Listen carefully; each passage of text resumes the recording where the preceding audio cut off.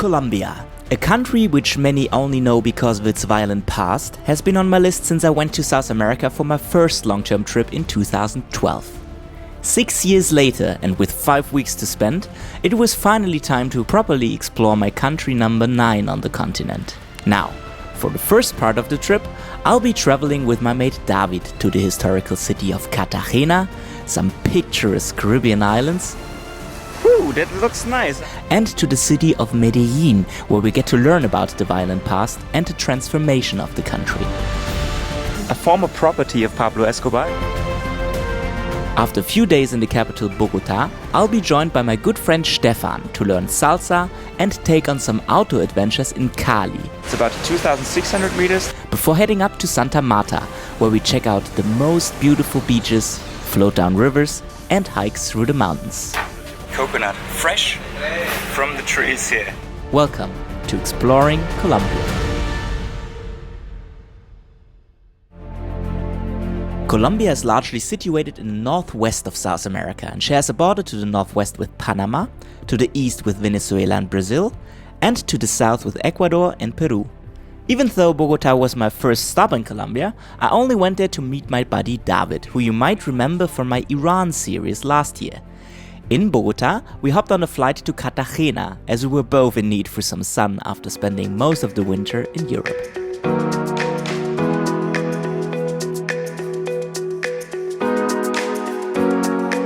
Ready to the rock and roll.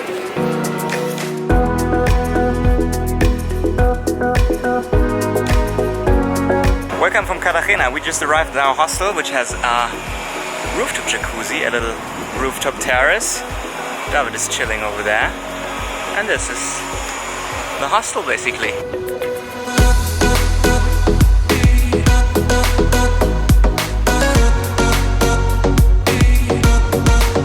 To start things off here in Cartagena, we take part in a free tour to get an overview of the old town and all the things you need to see here in the city center.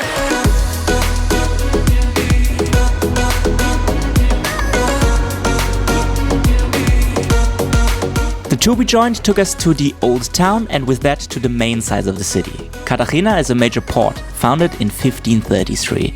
It was strategically located between the Magdalena and Sinu rivers and became the main port for trade between Spain and its overseas empire, establishing its importance by the early 1540s. During the colonial era, it was a key port for the export of Peruvian silver to Spain and for the import of African slaves under the Asiento system. Nowadays, Cartagena has a population of about 1 million and is the 5th largest city in Colombia. In 1984, Cartagena's colonial walled city and fortress were designated a UNESCO World Heritage Site.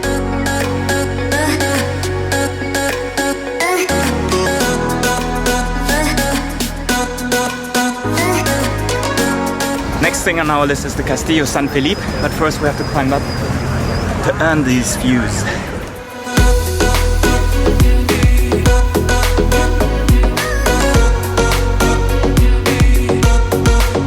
The Castillo San Felipe de Barajas is a fortress located on the hill of San Lazaro in a strategic location dominating approaches to the city by land or sea. It was built by the Spanish during the colonial era in 1536 and significantly expanded in 1657. Its name was given in honor of Philip IV of Spain. The castillo was built in a triangular shape on top of the hill, with 8 batteries and a garrison of 20 soldiers and 4 gunners.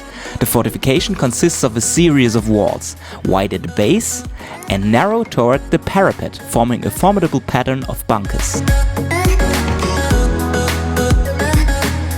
Another cool thing to do here in Cartagena is to walk the old city wall, which is especially cool in the afternoon when you have the best light to take some awesome photographs. And this is also where you can see the contrast of the old city and the new.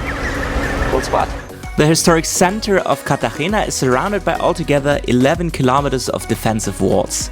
But we only walked half of it and were ready for a more relaxing activity after a long day of exploration. And how to finish off an afternoon walk on the old city wall? At the Café del Mar, which is probably one of the best spots to watch the sunset.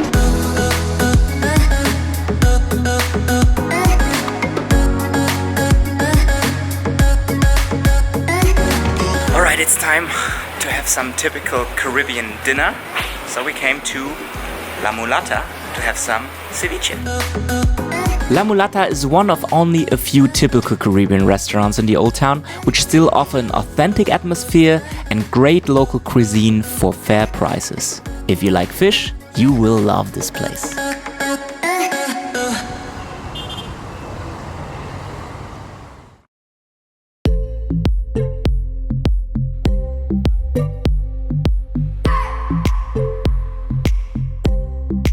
Today we drove 1 hour up the coast from Cartagena to El Totumo.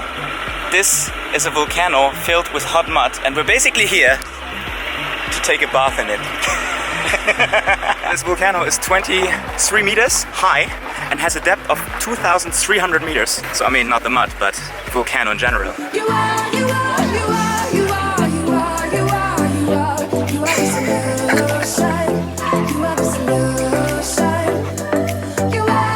After that quite weird but unique experience, we went back to Cartagena to show you another part of town. We're now walking through the neighborhood where we're staying. It's called Getsemani, and it's a really cool area. This is the up and coming neighborhood right next to the old town.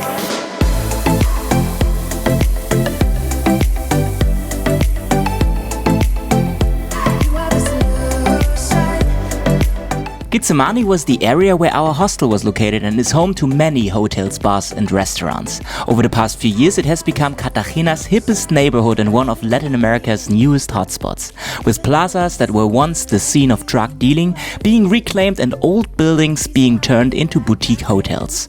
This is also where you can find another recommendable restaurant with good food and fair prices. It's dinner time again, and we went to a restaurant in our neighborhood called Cocina de la Colina, and here we have some typical food from Cartagena.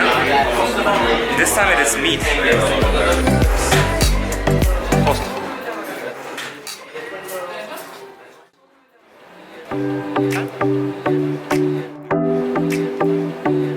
Cartagena was nice, but now it's time to explore some Caribbean islands. And this is why we're headed to the Islas de Rosario today. So we take a boat here from the port, and then we spend 2 nights on a beautiful Caribbean island. Sweet!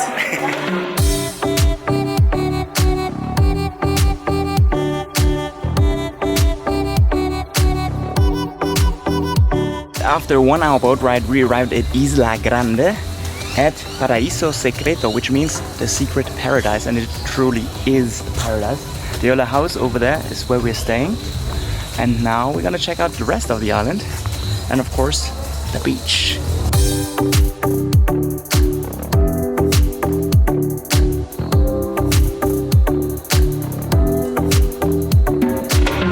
The really cool thing about Paraíso Secreto is that it is a hostel collective in what used to be the holiday home of the Emerald Mafia in the 70s.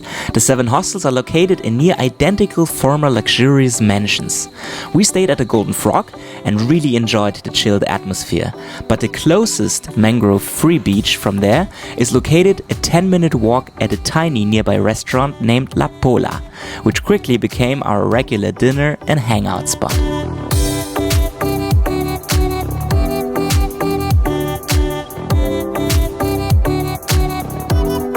Even so, this island is called the Big Island, Isla Grande. It is not really that big. It's about a 40-minute walk to the furthest point. We're now on a little stroll, going to the capital city in the middle of the island and to the other beaches. We just made it to the big city, Orica. This is the capital of the island.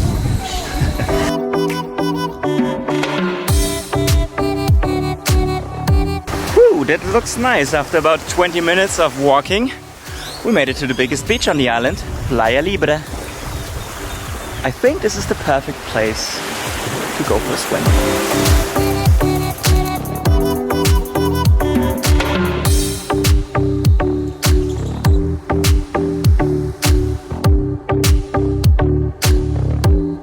But of course you can also find places like this private beach club on this island, which is called Bora Bora, where you can relax, have some drinks, eat, and just spend the day chilling by the sea.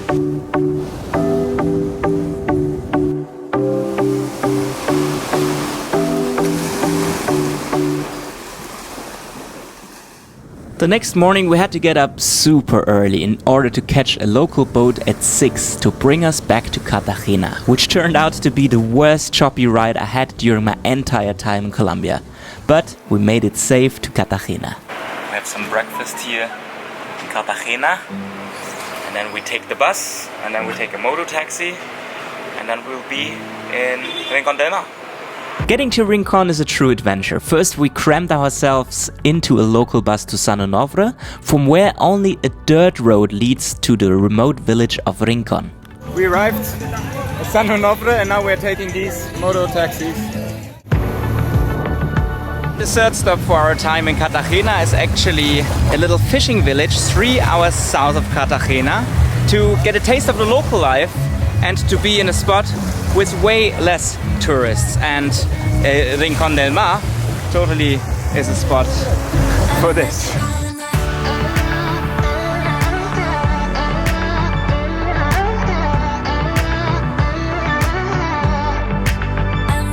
With its tranquil atmosphere and due to its location lack of tourists, Rincon quickly became one of our favorite spots in the area of Cartagena. The locals were super friendly, the prices for good food straight from the source were low, and the beach was simply perfect. With nobody trying to sell you souvenirs, this truly was a place to enjoy.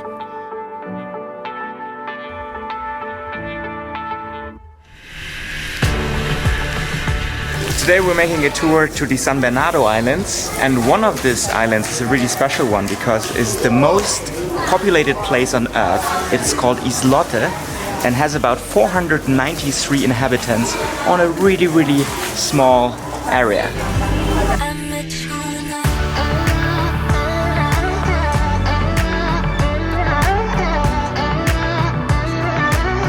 Next stop on our little island tour is Mucura Island. Really cool place, pretty green, super nice clear waters, great beaches. Just walk around for an hour and then head on to the next spot. And the third spot on this tour is the Isla Tintipan. Another beautiful island, crystal clear waters, perfect spot to go for a swim or to have a beer by the beach.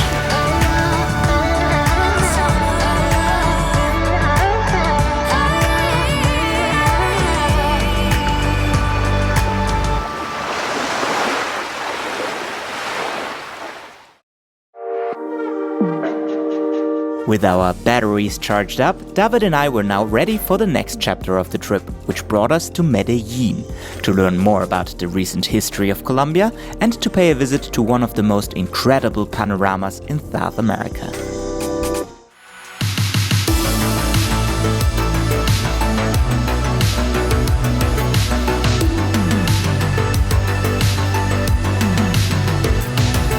Hello and welcome to Medellin, which is the second largest city of Colombia and full of contrasts. So let's go out there and explore the city.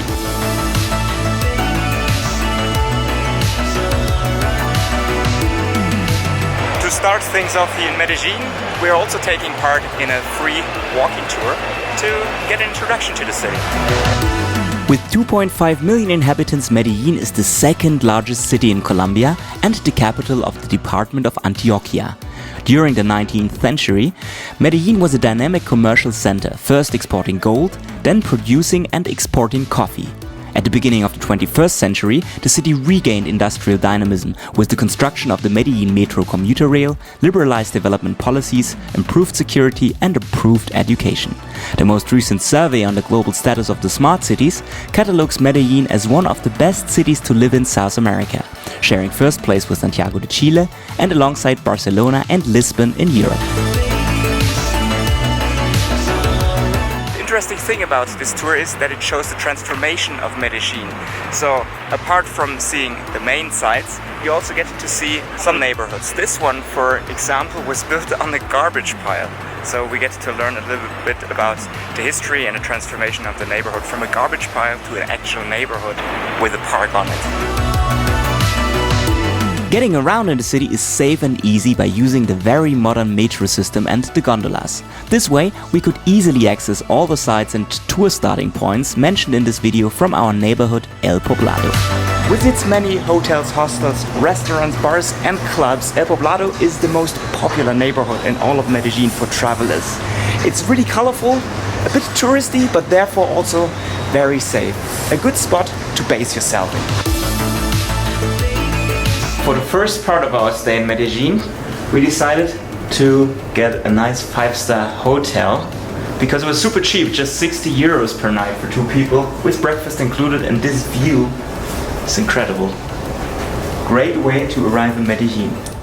Another reason why we chose to stay in this hotel is the rooftop spa. We have a jacuzzi here, saunas over there, and an incredible view as well from here.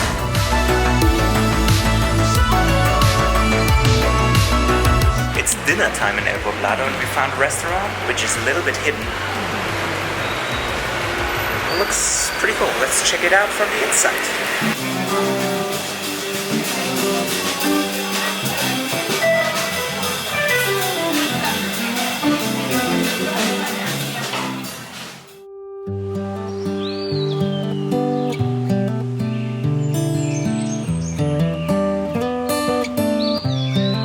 One of the reasons why Medellin is such an attractive city are the many parks you can find here, little escapes from the hustling and bustling city. One of the most beautiful is the Jardín Botánico, the botanical gardens, which are located right next to the university. So you can drive with the metro to the station Universidad, and it's just a 2-minute walk to enter the park, which is totally for free. I'm now inside the Orchideorama, which is a wooden structure built to collect rainwater and to shelter orchids and many butterflies.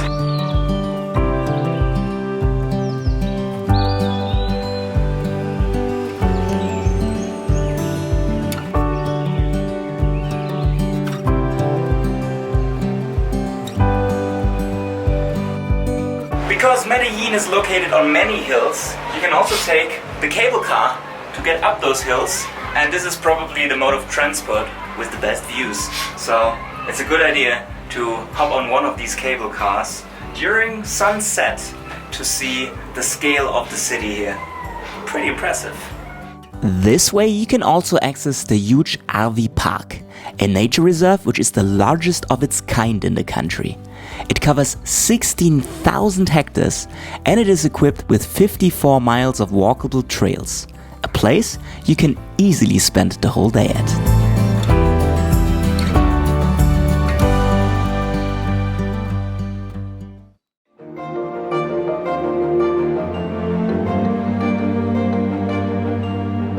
We're on a walking tour through Comuna 13, which also has a really violent history.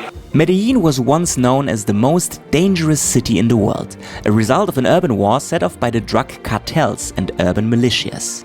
During that time, Comuna 13, one of Medellin's poorest neighborhoods, was the most violent area in the city. After the death of Pablo Escobar in 1993 and the demobilization of the remaining urban militias between 2003 and 2006, crime rates in the city have decreased dramatically and the city, as well as this neighborhood, transformed. Since then, the homicide rate has decreased by 95% and extreme poverty by 66%. Thanks in part to a string of innovative mayors who laid out plans to integrate the poorest and most violent hillside neighborhoods into the city center in the valley below. Social exclusion has eased due to the development of a transport infrastructure, the metro, a new system of public buses, and gondolas called Metrocable in the poorest barrio communities. An electric escalator the size of a 28-story building was inaugurated in 2011, enabling residents of the city's elevated Comuna 13 neighborhood to safely ride down the steep hillside, making it one of the first of its kind in the world. To put things into perspective, Medellin is now considered safer than the US cities of Baltimore, St. Louis, Detroit and New Orleans. As we're staying for a week in Medellin, we decided to also check out a hostel, and we found a pretty new boutique hostel here. It is called Rango Hostel, and here we also got a twin. Pretty stylish. Given the wide range of restaurants in El Poblado, we chose to go with Peruvian food that night, before getting up early the next morning for our tour.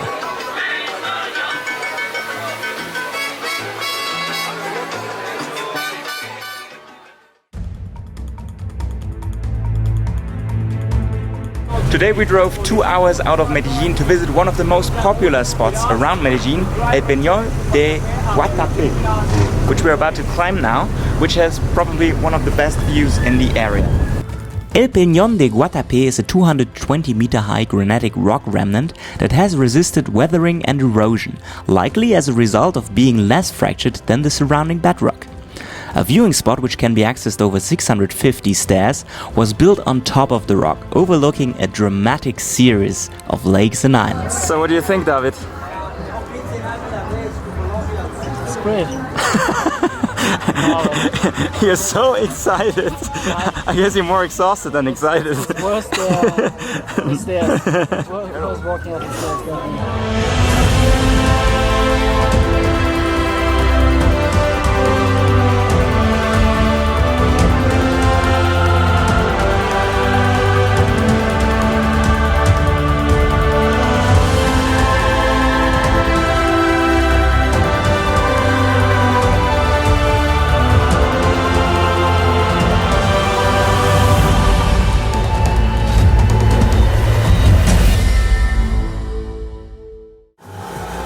Next thing we're about to do is crossing the lake we've just seen from the rock.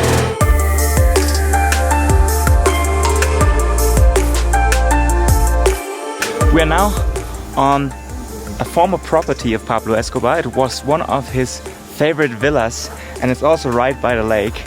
And I was for a long time debating if I should include that in this video because it is part of the tour, but I decided to do so because it is also part of the history of Colombia. Even though it affected many people and many people died and had to suffer from that time, it is important to show it. Yeah, pretty tough story actually. Nowadays you can come to this property and you can see the remains of the house, and it was actually called Finca de la Manuela, and this was the name of his daughter. Let's have a look at the buildings. This house nowadays is used to play paintball actually, and in the house itself you can still find some holes.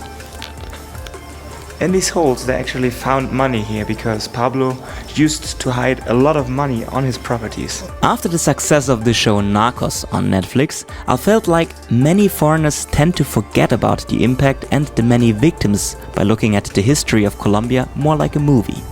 But our guide did everything to shine light on all sides of the story, especially the many victims of that time, which made roaming the property a pretty spooky experience actually.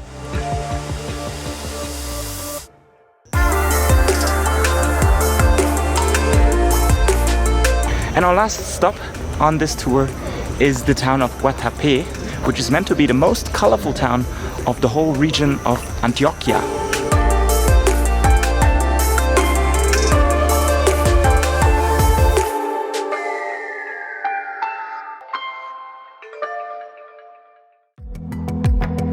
On the next day, we were in traveling mode again as David needed to catch his flight back home from Bogota, while I had another 3 weeks in Colombia. But before saying our goodbyes, we wanted to spend a few days to explore the capital city properly.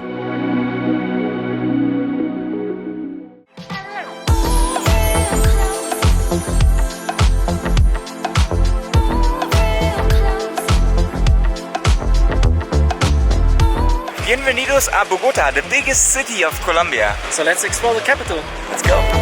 Bogota is located in the center of Colombia on a high plateau, making it the third highest capital in South America after Quito and La Paz, at an average of about 2,640 meters above sea level.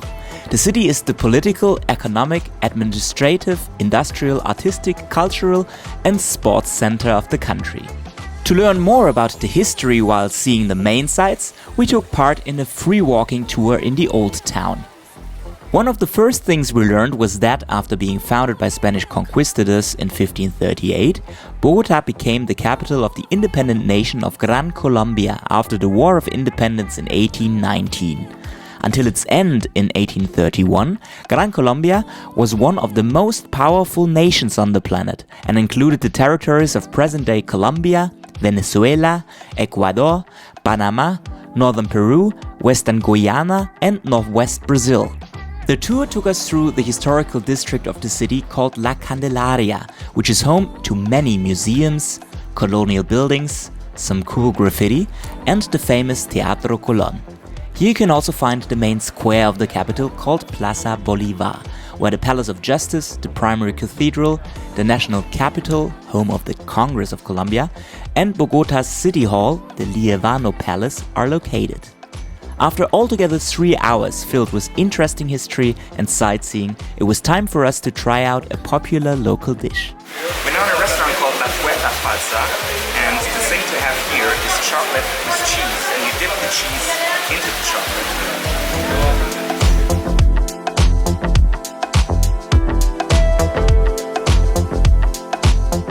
When in Bogota, you could either stay in the neighborhood called La Candelaria, which is the historical city center where you can find most of the spots to visit.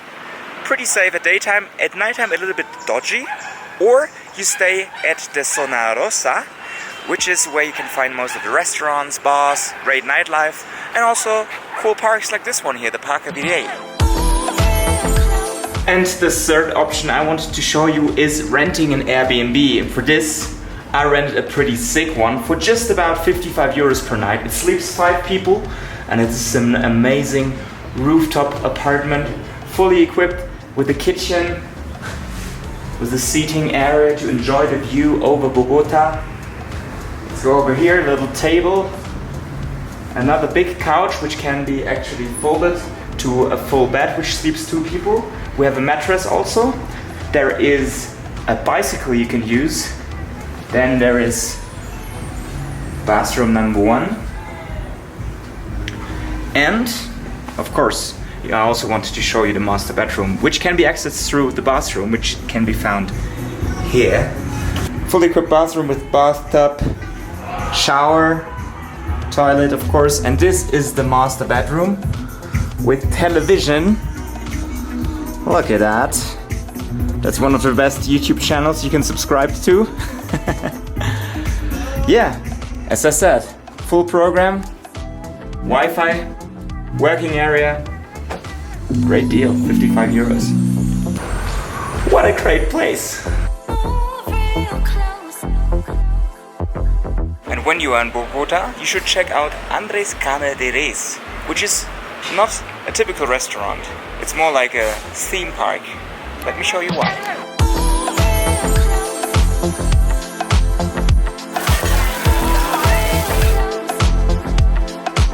But of course, Bogota is also the right place to dance the night away.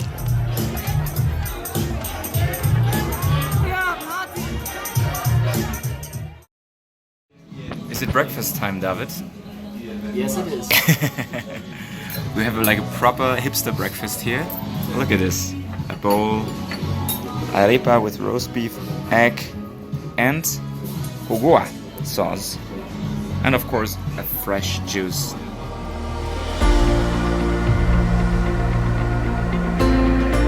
Another cool thing to do in Bogota is to head up the Cerro Montserrat. This is where you can enjoy the probably best view over the city.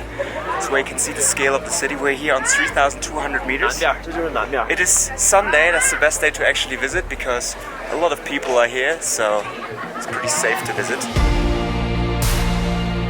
Monserrate is a mountain that dominates the city center of Bogota. Besides the church, which was built in the 17th century, the summit contains restaurants, a cafeteria, souvenir shops and many smaller tourist facilities.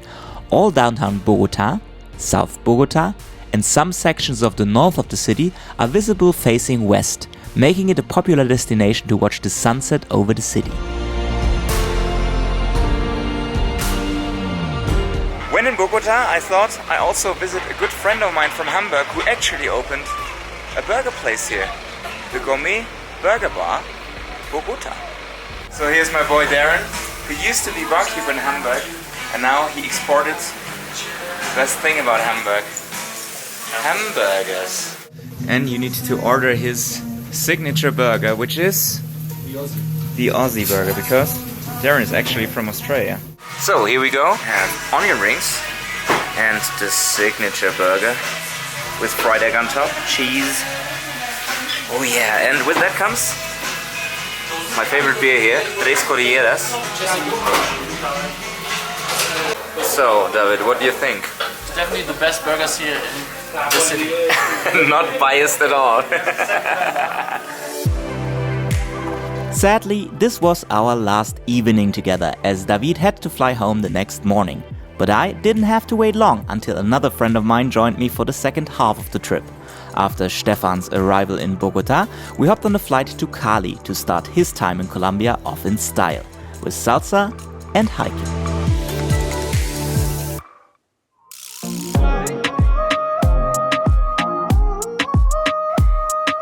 Hola amigas y amigos, bienvenidos a Cali. In this episode we're gonna explore the city of salsa and we're gonna do some day trips out of the city.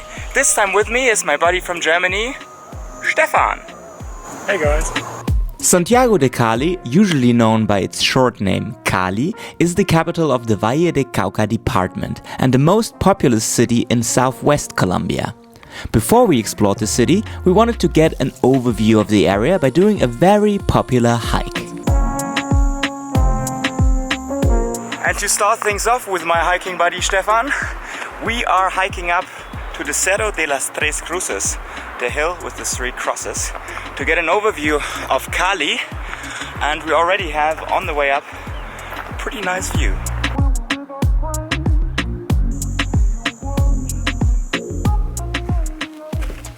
How are you feeling? Last part, we're almost there.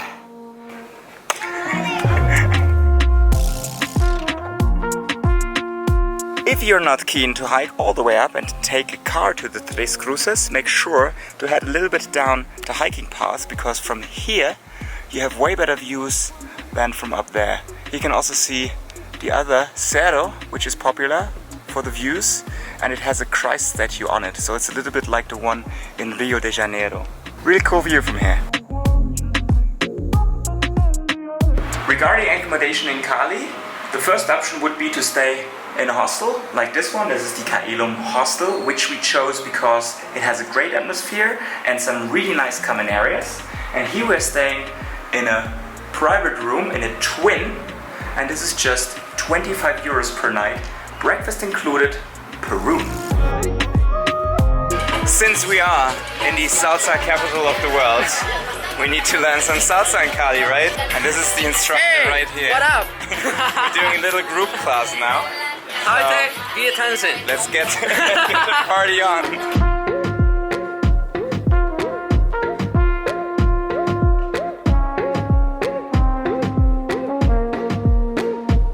Of course, we also need to try the typical food from the Cauca Valley, and that's why we came here to the Obelisco restaurant. It's the Hotel Obelisco and the restaurant of the hotel. And here I have lulada, which is basically kind of a lemonade made out of lulo, typical fruit from Colombia. Then we have aborrajadas. These are plantains filled with cheese and fried. Then we have maranitas. These are green plantains filled with chicharrones. This is pork belly with two sauces. Then we have fried filled potatoes. They are filled with pork. And we have empanadas filled with pork. Let's see. Ooh, look at this. Cheese inside of a banana. Oh yeah. Banana filled with cheese. Such a great idea.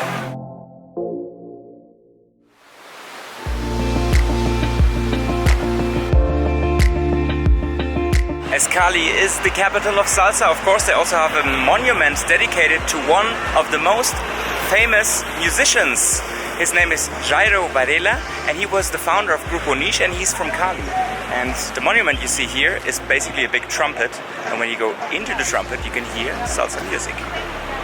Let's see.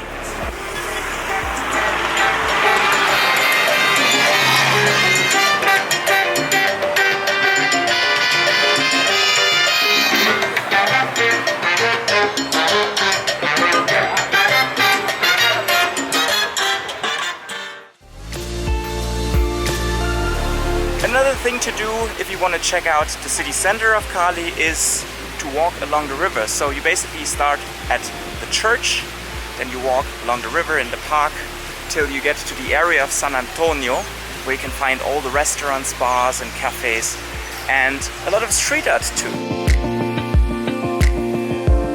As the only major Colombian city with access to the Pacific coast, Cali is the main urban and economic center in southwest Colombia and has one of the fastest growing economies in the country.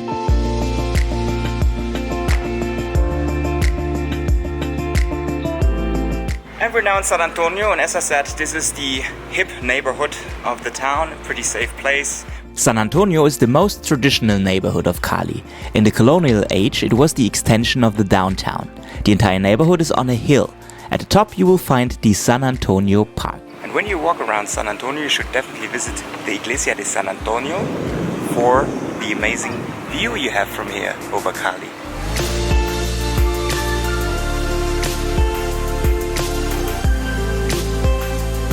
The next attraction we're going to see here is El Gato del Rio, the cat of the park. And this is actually a donation by the well-known Colombian artist Hernando Tejada. And besides the main cat, there's a whole cat park here with different sculptures, and they are all painted by several famous Colombian artists. Cali is very close to the Pacific coast, and therefore we chose to go to a restaurant where they serve dishes from the Pacific coast. Of course, fish. So here we have Stefan has a red snapper with plantains fried and rice, and I got kind of a fish stew.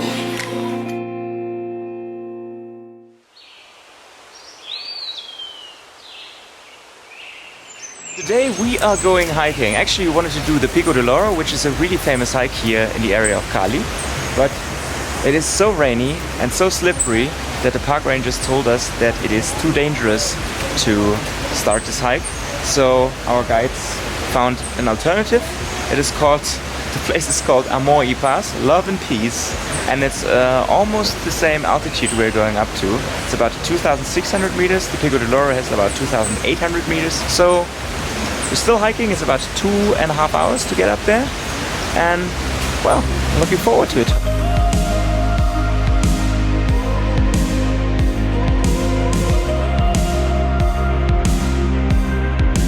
The area we were hiking at is called Farallones de Cali and is a cluster of mountains in the West Andes of Colombia. It is located west of the city of Cali and encompasses 150,000 hectares in the mountains as well as much of the Pacific slope, and is an area of very high biodiversity.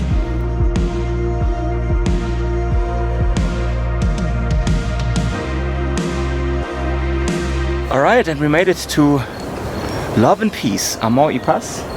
How was it, Stefan? Beautiful. Nice views along the way. We were basically hiking through the jungle, and now what do you have when you're in Colombia? For a snack, you have fresh fruits. This is a grenadilla, so let's open that and eat it. That's better than Snickers. Fresh fruit.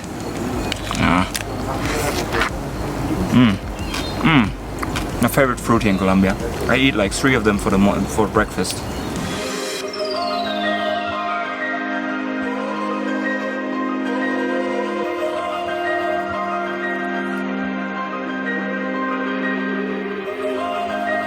The second half of our trip here in Cali we are about to spend in the Leclerc Boutique Hotel, which is a great option for those of you who want to stay in a place with a little bit more comfort.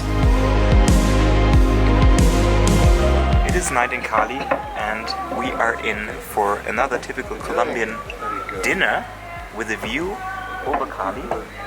This is arroz atolado. This is rice stuffed with chicken, pork and beef. Then we have plantains again, salad, rice, fries, and I have a bistec a la criolla, another typical Colombian dish.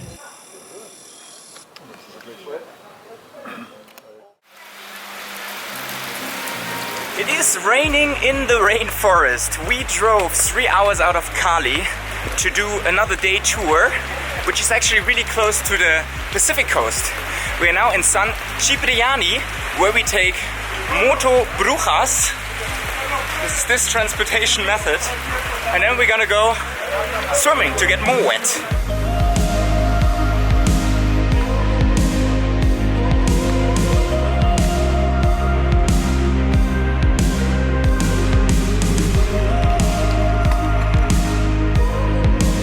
So we made it to San Cipriano, and now next up is tubing. So we're walking up the hill for like 1 hour, then we go swimming, and then we're tubing down this river over here.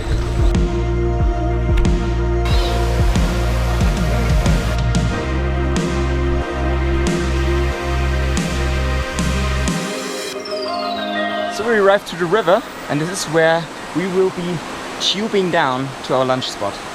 Look at this crystal clear waters here.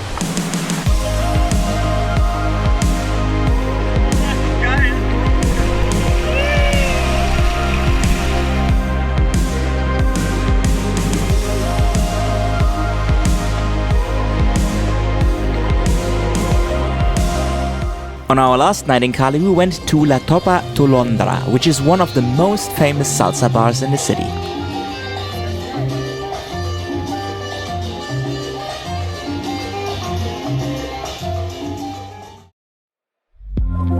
On the next morning, we headed back to the Caribbean, where we started this whole adventure. This time, our destination was Santa Marta, where we wanted to check out the most beautiful beaches of the country, try some Colombian coffee straight from the source, and explore the green, hilly countryside around Minca.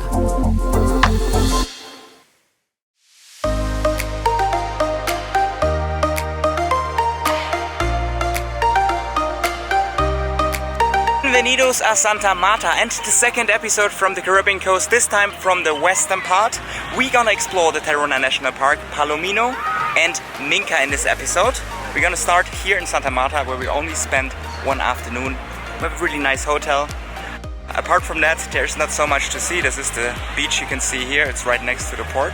But tomorrow, I'm gonna take you to Costeno Beach. So, let's do this.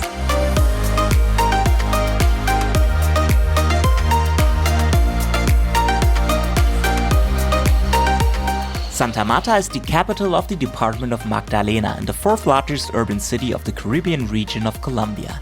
Founded in 1525, it was the first Spanish settlement in Colombia and is the oldest surviving city in the country and second oldest in South America. Today, Santa Marta is a major port city. Beside the small old town, tourism here focuses on the resort-like suburbs Rodadero to the south and Taganga to the north.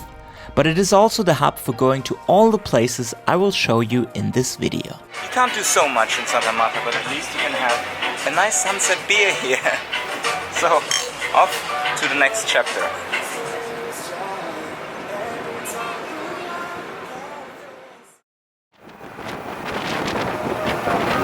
We made it onto the bus to Tayrona. Actually, this bus goes to Tayrona, and then later on it goes to Palomino, and in between is Costeno.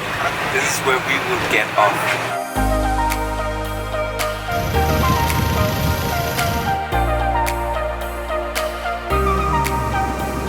Alright guys, yesterday I promised you paradise, and here we are. Our first stop after Santa Marta is Costeno Beach.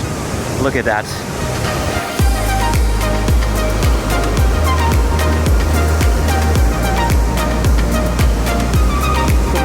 And here in Costeno Beach we are staying at the Tayrona Tented Lodge. Here we got a room with 3 beds actually for 44 euros with everything included, which means accommodation, breakfast and dinner. And the beach is right in front of these huts. Isn't that amazing? Waves are pretty strong though, so you can't really swim a lot here, but it's good enough to dive a little bit into the waves and enjoy the sunset. Have a nice cold drink. Perfect spot to unwind and relax.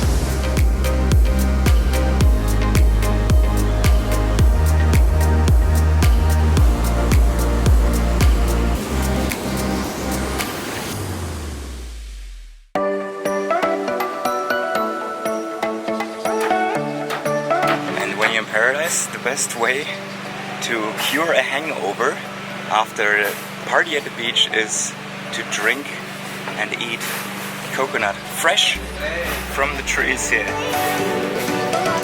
We're going with the motor taxi.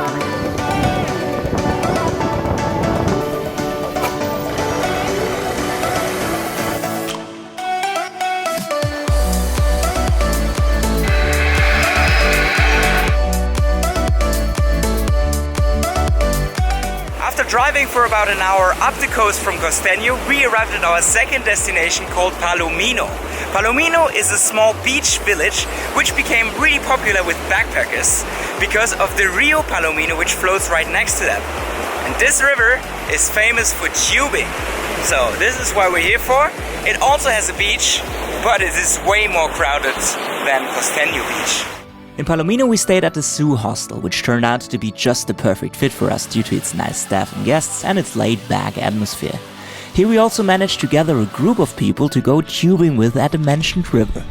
After we made the first part, driving up, we're now walking to the Rio Palomino to go tubing, but first we need to hike up this hill here. Woohoo! After hiking for about 15 minutes, we arrived at a spot where we go floating.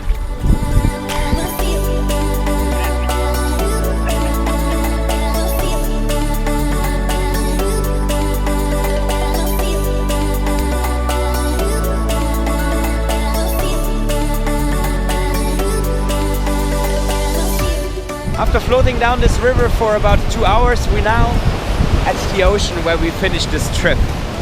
Pretty cool experience.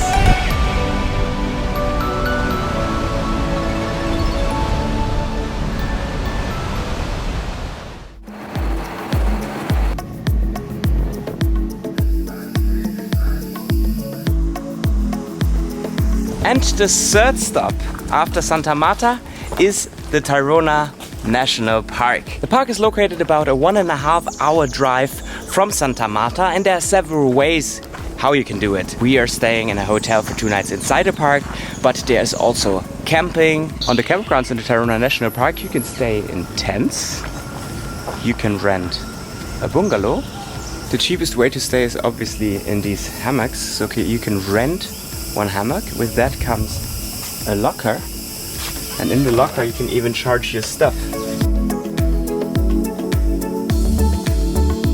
Or you can just visit the park at Tayrona in one day. This means you arrive early in the morning and you do the big hike, which is about like 20-25 kilometers to see all places, and then you get back out in the evening. We decided to stay in a hotel inside the park for 2 nights to explore as much of the park as possible. So today, on our arrival day, we decided to go down to La Piscinita, a beach where you can swim, and then walk a little bit up the coast to watch the sunset. We have arrived at La Piscinita, which is one of the few places where you can actually go swimming.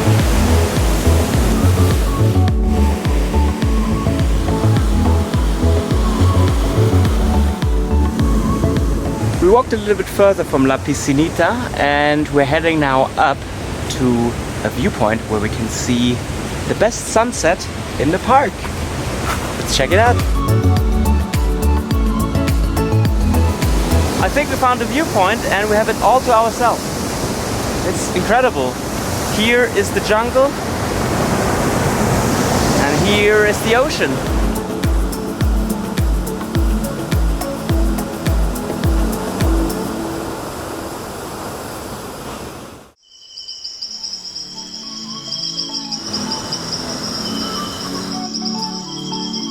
Good morning, we got up at 6:30 today to head to the beaches before everyone else, because the park opens at 8:30, so all the day visitors will come to this place here at around 9. And we are already on the way to the first beach, which is called Arrecife.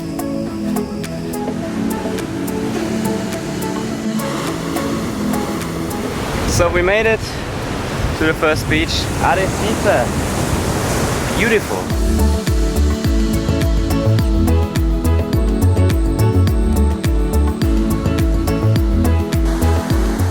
We arrived at Cabo San Juan, which is the highlight of the park.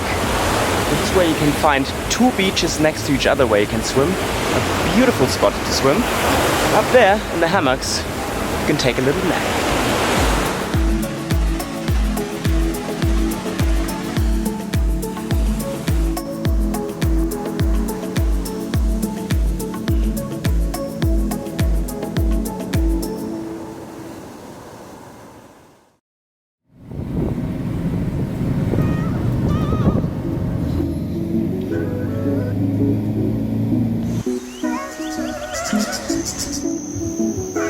Welcome to Minca, which is the last stop on our trip in the area of Santa Marta.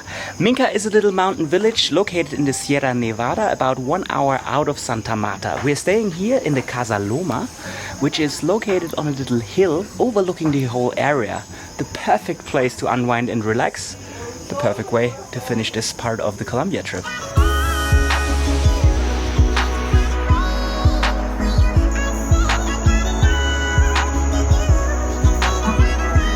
Apart from chilling in Casa Loma, of course, we are also active here. And we're now on a little hike to a coffee farm, which is right out of Minca. It's about 1.5 hours of hiking, maybe 2. And then I can introduce you to one of the most important things about Colombia, the coffee. So it looks like we made it to La Victoria, which is the coffee farm, where we go on a little coffee tour to learn more about this little Colombian gem. But this area produces more or less the 40% of coffee in Colombia. Arriving at this little socket, the best coffee, the most dense material. Now comes the best part of it, drinking the coffee. This is exactly.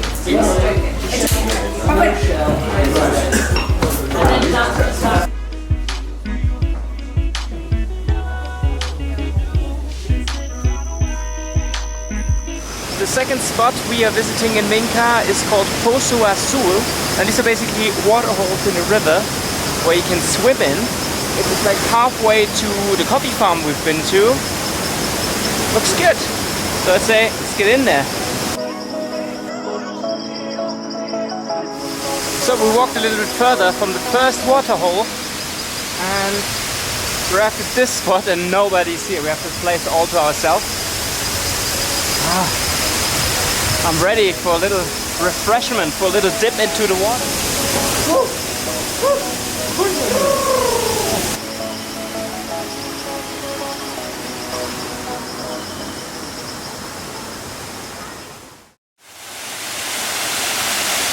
Good morning from Minca. For our second day in Minca, we chose to go for another hike, and our first stop here is the Minca waterfall, and we got up really early to be here before everyone else, and as you see, that plan worked out well.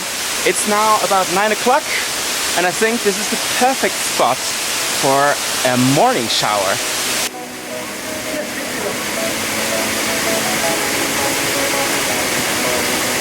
Perfect morning shower.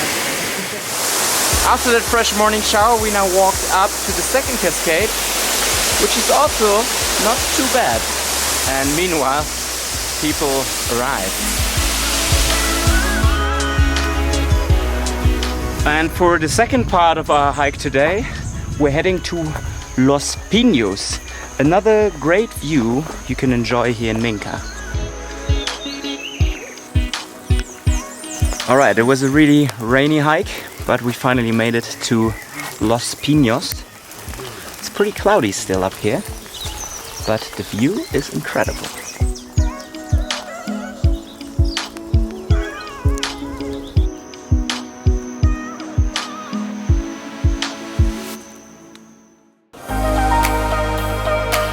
And that's a wrap. Altogether, I spent about 6 weeks traveling Colombia and summed up all my tips and recommendations in an extra video called How to Travel Colombia on my channel.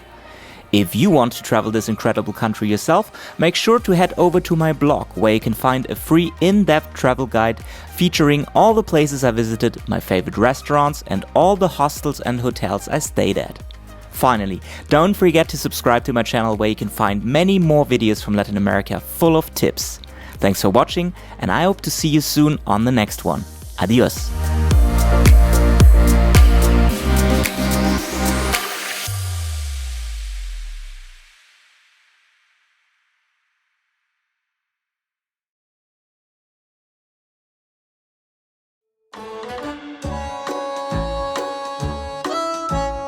Bienvenidos a Bogota. The biggest city is underneath these things here. You can actually hear some salsa music, so let's hear.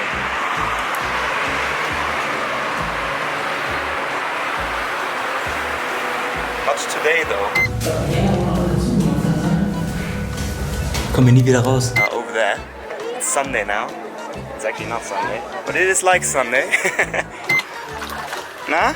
Diese schöne Massage an den wichtigsten Teilen, du? Referring to this as a hike is not really the right thing because it's more like a climb. People are screaming because of pain. Nein, das ist einfach nur Laufen. Lauf normal. Another cool thing to do here in Cartagena is to walk along the old city wall within.